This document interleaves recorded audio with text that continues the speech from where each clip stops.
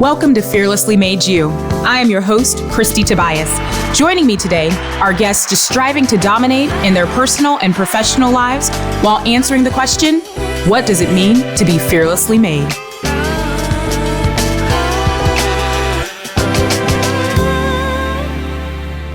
On this episode of Fearlessly Made You, I am so thrilled to have one of my, what I'd call is like newest friends, but someone who just has inspired me and I have admired just in the little bit of time that we've known each other. Aubrey, she's a senior instructor at SoulCycle. And for those of y'all that know me, you know I love to get my spin on. And you know, whenever I travel, I always love to go to SoulCycle. And this is actually how Aubrey and I met. We met at one of the studios in Chicago and just like instant connection. And I just literally fell in love with her. So I'm super pumped. I'm not going to talk about Aubrey anymore, though. I want Aubrey to talk about herself. So Aubrey, welcome to Fearlessly Made You. I'm so happy to be here. Girl, so happy. You are just a bright light and such a breath of fresh air. One of the things that I just loved about meeting Aubrey was it was like an instant fire. Like there are some people in life where they just have like this instant light and this instant fire, and that is Aubrey.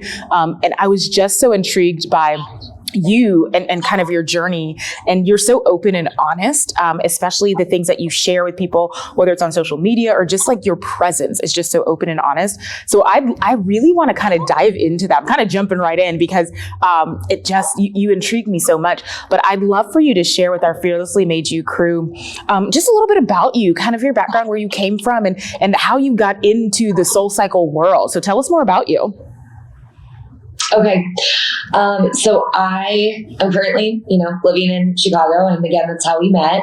I feel like I have Midwest roots because I'm originally from Ohio, a very, very, very small city, called Salem. Wow. And, from there, I went to Ohio State. So I spent some time in Columbus, Ohio. But I just knew in my heart of hearts, growing up from a small town, I wanted to be a big city girl when I grew up. So right after I graduated college, I moved to New York City. I was a dancer, professional dancer out in New York for about 7 years. And then from there, I felt like I was missing something. I loved dance. I was really good at it. I was booking jobs, but there was like an inner voice inside of me that said that there's something else out there that I should be doing. So in the spirit of me always saying yes to new opportunities and new things, that's kind of how I stumbled upon SoulCycle. And it was like love at first ride. Like I became completely obsessed. I tell this story in class all the time, that during my first SoulCycle class, I loved it so much that I walked out the door, went straight to my locker, called my mom, and I was like, okay, I think I'm done with dance. I'm moving on to the next thing. And the next thing is becoming a SoulCycle instructor. Yeah. So that's kind of how I got into SoulCycle. It was basically just by saying yes to a new opportunity, and a new way of moving my body besides just dance. I love that. And something that you said that I think resonates so well with so many people is kind of that shift, right, into this new phase in your life. But I almost want to go backwards a little bit. And again, knowing a little bit about you, knowing that dance had been part of your life, was dance always was that always your thing? Like, were you always like, Aubrey's the dancer? Like, that's what she does. Yeah. And I feel like that also becomes like your identity, almost. So for me, it was kind of like a hard shift to make mentally, because all my friends, my family, everybody that I've ever interacted with my entire life since I was 6 knew me as Aubrey the dancer. So it was kind of scary when I had that inner voice telling me that there was something else I should be doing, because dance is really like all I knew growing up and through my life. So I really feel like I found my purpose with SoulCycle, because it marries two really awesome things, movement, and then also like a platform to give off all these good vibes, this energy, all the things that I feel like you said were the reasons why you felt like you were attracted to me when we first met, Yeah, no, I love that. And I love that you are finding that platform in such a different way too, because I think for people that don't know that much about SoulCycle, which I think most people have a little bit of an idea, but just in case, it's this intensive, beautiful experience that just, and to Aubrey's point, like it does mix being able to like dance on a bike with just being able to express yourself. And, you go in a dark room with all these people who become like your little mini family, like no matter where you are. And it's funny that you mentioned that New York was kind of where you started, because that's where I started. SoulCycle actually was New York. Oh, no way. Yeah. I started in the Brooklyn facility in New York. And it was one of those, like, I needed some kind of workout. Like I was in New York for like a year for a contract with my corporate job. And at that time I'd heard of SoulCycle and it like intrigued me. I was like, oh, it kind of scared me a little bit too, because I was not a dancer. I was a cheerleader. So I'm the opposite of a dancer. I was cheerleader too. That does not surprise me at all. Like with you, that doesn't surprise me at all. But it's like when I was in the studio, like to your point, like I found this like, oh, this is my place. Like I love this. Do you find that, because I think one of the things too, Aubrey, is we connected because you are just so honest and open with yourself when you're on the bike and off the bike. Like you make it so easy for people to be like, hey girl, like we're friends now. Like, do you find that that's something that has kind of also been part of your life? Just the way that you approach things and people being able to come up to you and feel like they relate to you? Yeah, I think that I am very honest, and I almost probably share too much of myself in that SoulCycle room, and really just any experience in life, because I just try to really zone in on the moment that I'm in. Mm-hmm. I feel like everybody is going through something all the time, so the more open and honest that you are with yourself in talking to your friends or talking to acquaintances or talking to somebody at SoulCycle, there's a relatable factor. And I feel like together, by like talking through it, that relatable sense gets brought into the picture. I love that. Where you can just kind of feel like family and friends. Yes. And as you're saying that, it kind of brings back the conversation around that relatable aspect of it, your ability to connect with people, but also like you were saying, like you had probably a community in dance. And then in the transition to SoulCycle, kind of going backwards a little bit, I mean, that must have been, even though you felt that calling, that must have been a really hard transition. The SoulCycle community is just so wonderful, but it's still a new community for you. So talk to us a little bit about that transition for you. I feel like the best way that I engulfed myself in the SoulCycle community was not only by, after going through training, teaching my own classes, but also taking a bunch of other instructors' classes. Because it's funny, I feel like a lot of people that go to SoulCycle, they go to a lot of different instructors, and they go to different studios, and they go to different time slots. So for me, I just feel like you can constantly learn within this like career path, because just the way that somebody else has like a sense of musicality or a sense of connecting with their riders. I feel like I love to see that as a student on the other side. Yeah. And it's been fun too, because not only have I taught here in Chicago, but I moved from New York actually to Miami, and I taught there for 6 years before moving here to Chicago in the middle of a pandemic. Oh, yes.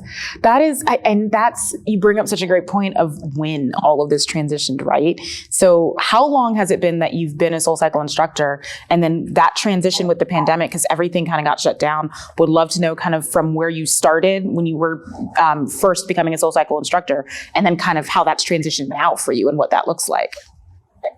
So when I first started, it's so funny. I kind of did think that it was going to be more like a side thing. I think a lot of people that I talk to that they hear that I'm in fitness, they're like, oh my God, you only have to work, like 2 hours a day. What else do you do? But I think that a lot of people forget that, like, we're always sourcing music. We're always doing community outreach. There's like so many other things that go into it that makes it a completely like full-time job. Yeah. So in my head, when I first started, I was also thinking it was going to be like a little bit more part-time. But it's definitely like a career. It's a full-time job for sure. And, so from New York, it was the first time that they were really opening up outside markets. Yes. It started in New York and moved to California. And I remember going through my interview and they were saying like, we have an option for you to move to Miami, to move to Chicago, to move to Boston, or to move to DC. So we kind of had to, in our interview meeting, had to kind of like list out the cities of what we would prefer. So my actual like top choice at the time was Chicago, only because I was very familiar with the Midwest. Yep. I'm from Ohio. I feel like a lot of my friends that graduated from Ohio State moved to Chicago. Yep. So in my head, I was thinking, okay, I can definitely get up, move to Chicago and know a lot of people. My second choice was Miami, actually. And they kind of watch you like throughout the training program, and they will think about where they think you would fit in best. That makes sense. So after 10 weeks of training in New York, they had offered me Miami, and I'm such like a yes person. Like, I don't know. I feel like, they were guiding me on this journey, and I just put my full trust in them. If they saw me in Miami, I was like, let's do it. Let's go. I'm ready. I'm ready for the challenge. I don't know anybody moving to Miami. I don't know anybody that lives there, but like, let's go. Yeah. And I have to say, by saying yes to that, it's definitely led me to all the success that I've ever had with SoulCycle. So for that, I am very, very, very like grateful and thankful. But I think, again, these voices that talk to me in my head, there was always a voice that said, at some point, you are going to end up in Chicago. Yep. Like at some point. And it's hard too, because growing a community isn't easy. Yep. And then once you have a community that's kind of, turned into family, it's like, how do you leave that? You know? Absolutely. And I think that the biggest reason why I'm currently in Chicago is because of the pandemic, because it allowed me to kind of take a step back, because I was so in it when I was in Miami, and, the community, my routine, the things that I did on the outside of SoulCycle, that when the world shut down and I had time to just like sit with myself, I asked myself, where do I want to be? Yeah. Where do I want to live? What else do I want to do with this life of mine? And I think that probably everybody that has been in this pandemic has kind of had those similar conversations with themselves. So I think everything happens for a reason. Yeah. And I was kind of thinking about that as the world had shut down. Randomly, like maybe 2 months after everything had shut down, I got an email from our talent manager in New York, and the title of it just said Chicago ? Nice. I took it as a sign from the universe that like, okay, if the world reopens and I get back to my routine, I'm probably not going to go anywhere, because it felt comfortable to me, and it took me less than 24 hours, honestly, to decide. I was like, you know what? There's no time but now. Let's do it. Chicago had they were getting ready to reopen when my conversation first started about moving to Chicago. Mm-hmm. Miami hadn't really had the conversation of reopening. So when I actually moved to Chicago, the Chicago studios were back up and running with a very limited capacity. But people looked at me like I was crazy. They're like, how are you moving in the middle of a pandemic? And there's not really like job security and all these things. But I don't know. I feel like I just always trust the universe. Yeah. Well, and it's crazy because the story that you're telling, I'm sure so many people are like, what? What did she, like, literally uprooted, literally went to a brand new place, in, like you said, in the middle of a pandemic, but it's not even like in the middle of it, like living through the pandemic in an industry that is shutting down, like has no choice, like, which is just amazing. Doesn't surprise me at all though, because of your spirit and your energy and how you operate. I love that. But one thing that you were saying as well is, you know, when you were in Miami and then of course the transition to Chicago, it had opened up so many things for you to make you so successful. And one of the cool things that I love is seeing the diversity of the different things that you do with your own, I call it the Aubrey brand, and how you're able to kind of showcase that spirit and that engagement. And so talk to me a little bit more about some of the things that this journey has opened up to you. Yeah, for sure. So I, in addition to teaching at SoulCycle, I also work with this company that's called Surf Yoga Beer. Sounds like fun, right? Right. It sounds amazing. Yes and yes. All the things. Yes. So my fellow colleague that works at SoulCycle, his name is Mantis. He branded this company about 5 or 6 years ago. And it's like a fitness retreat that goes to different countries with like-minded individuals, probably around the ages of, I don't know, 21 to 55. Wow. It's really just for people that are looking to do the most. Yes.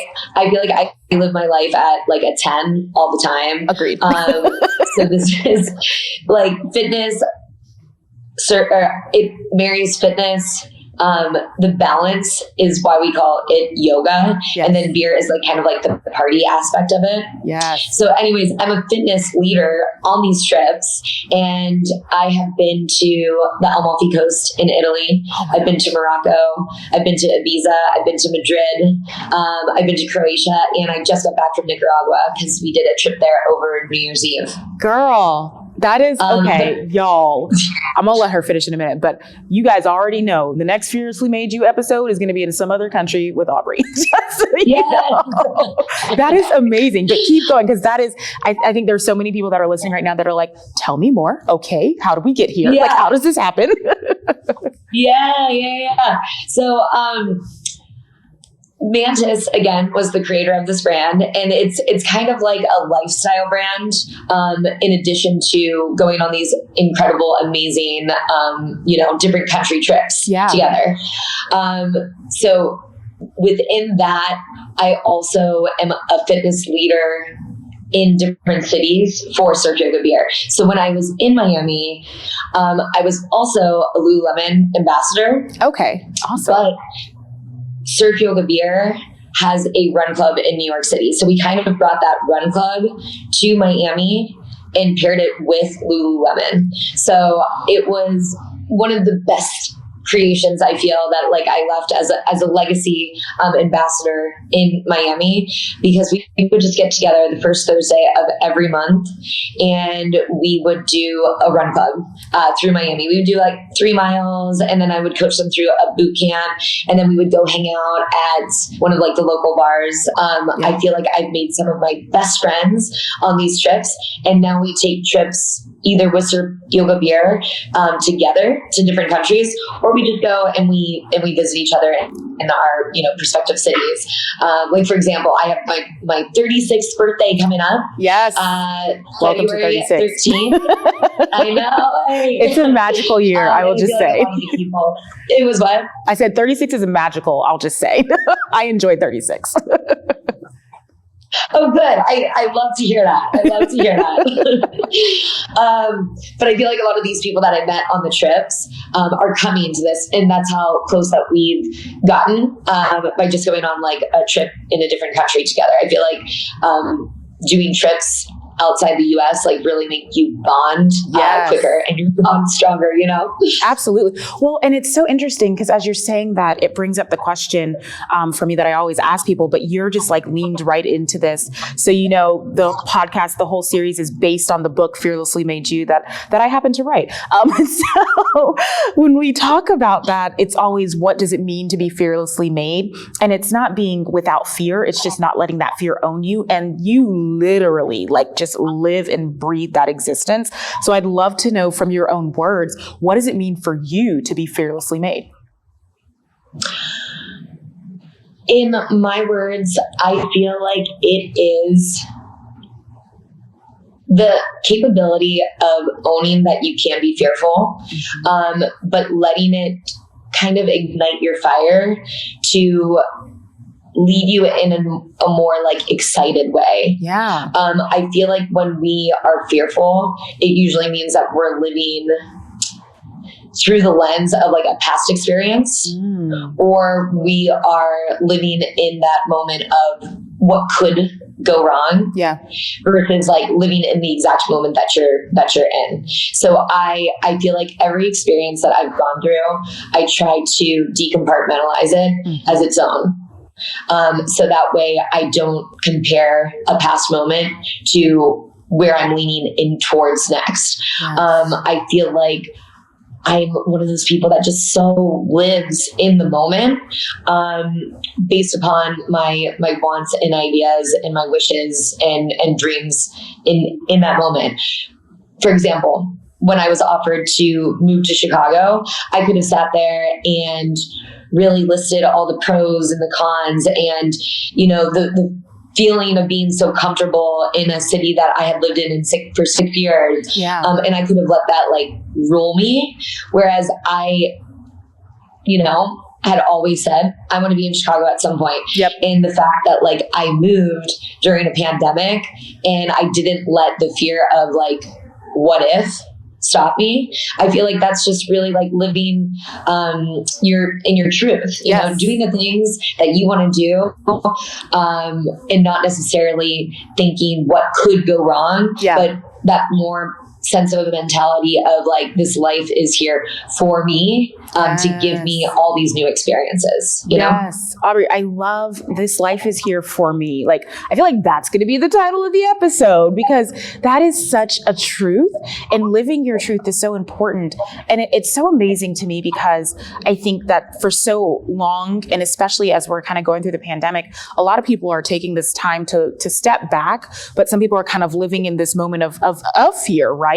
And it's not saying that we don't need to be honest about the things that are going on, but just like you said, like, we have this moment, we have this life, like, how are we going to lean into it? And I just admire that, because that truly emulates what, whenever I talk about being fearlessly made, that really is it. It's just leaning into those moments and embracing your truth. And so for you, you are always around so many people, you connect with so many people. What advice would you give someone who is trying to say, I want to live that fearless existence, but I'm not really sure how? What advice would you give someone? I would say, focus on how you feel in this exact moment. I think that we rob ourselves of this beautiful life, when we are so concerned about the hows and the what ifs and the future events. I think that we put a lot of pressure on ourselves for big days, like milestone days, birthdays, events, trips, where I sometimes feel like our biggest and best opportunities come from, I call them the in-between days.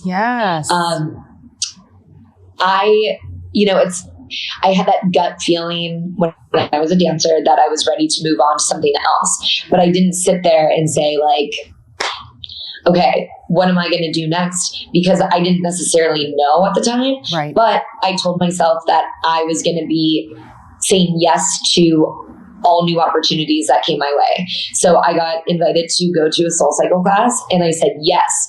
Never in a million years that I think that was going to be my next career. But by saying yes to that opportunity, it has led me to the best chapter that I've ever had in my entire life. So I think that it's, you know, you can be fearful of this life that you live, or again, you can live in that mentality of like, this life is here for me every day. The in-between days, not the big eventful days, are giving me opportunities. I have to be able to say yes to them, because saying yes to something could potentially bring me to the next best thing in my life. Yes.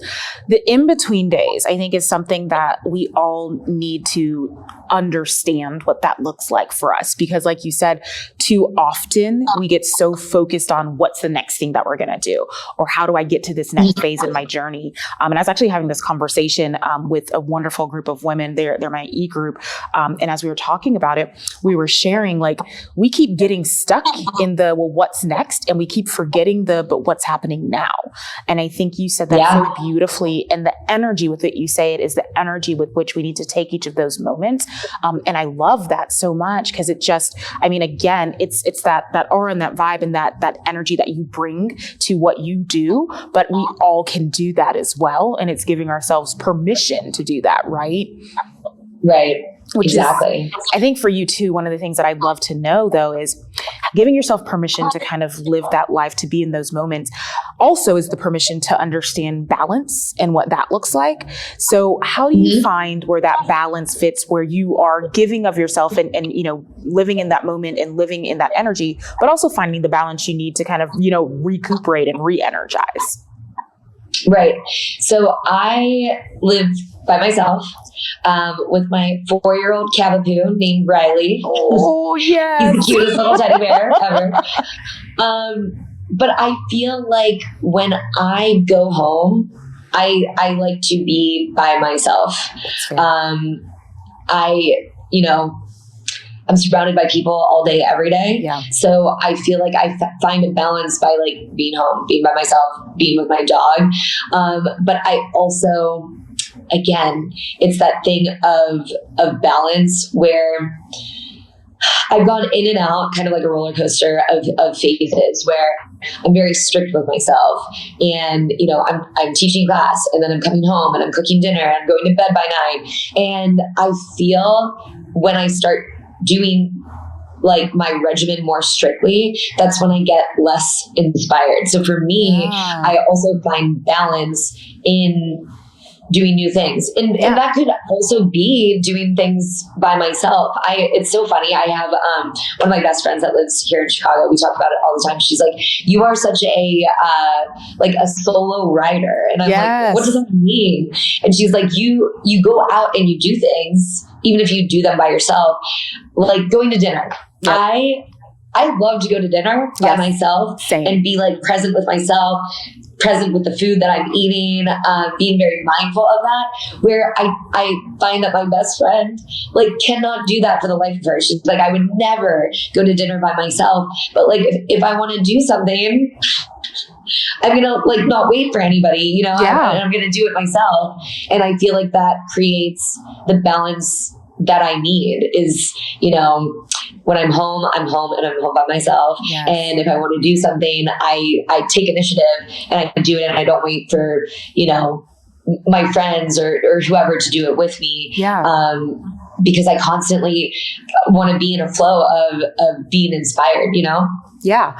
No, and it's so funny that you say that, because my mom and I were literally just having this conversation about the being by yourself. So I'm the same, like, because I used to be like your best friend, where I'm like, no, like I need the people around me. But as you become older, and as we talked about, you know, 36, and you're alone, and it's like not lonely, just alone. Like I don't have anyone around me, and I'm okay with that. There's that like, well, I still have things I want to do. I'm not living in the moment. So I love that you two are just like, I'm just going to do these things because it makes sense. And when my mom and I were chatting, we were talking about now it's called the solo movement, which for us, it's like, so just doing things by yourself, like enjoying being alone, but it's like a movement now, which is so funny to me, right? We've made a movement. But it's great. It is a movement. Right? Solo rider movement. That's right. I like it. Solo rider movement. But I think there's such power in that ability to say, no, I'm good. Like I need my recoup. I need my refresh. And that looks like needing myself and being with myself, which I think is so beautiful. So as you think about that too, when I think about balance, one of the things that I always talk with people about and always ask the question around is different ways, and you've kind of alluded to this a little bit, that you enjoy life and have fun within that balance. So for me, I always have a glass of wine when I'm on set. And so I'm curious for you, do you have a go-to drink, a go-to wine or anything that just you're like, when you are ready to have you time, like this is what I go to? Do you have anything like that? Okay, so if I'm having solo time by myself at my apartment, I love to just like curl up on the couch with a good glass of wine. Chardonnay is my preference. That's what I'm drinking right now, girl. Yes. yes. But if I am going out by myself, like I think it was maybe 2 Tuesdays ago, I was walking home from one of my 5:30 classes at the Loop, and I just was feeling so lit up from class. Like the energy was like electrifying, and I was like, I don't want to go home and like, you know, eat grilled chicken tonight. Like I want to like take myself out because that was such a fun class. If I'm going out, I'm having a dirty martini. Yes, girl. Yes, I love that. We have the same drink taste.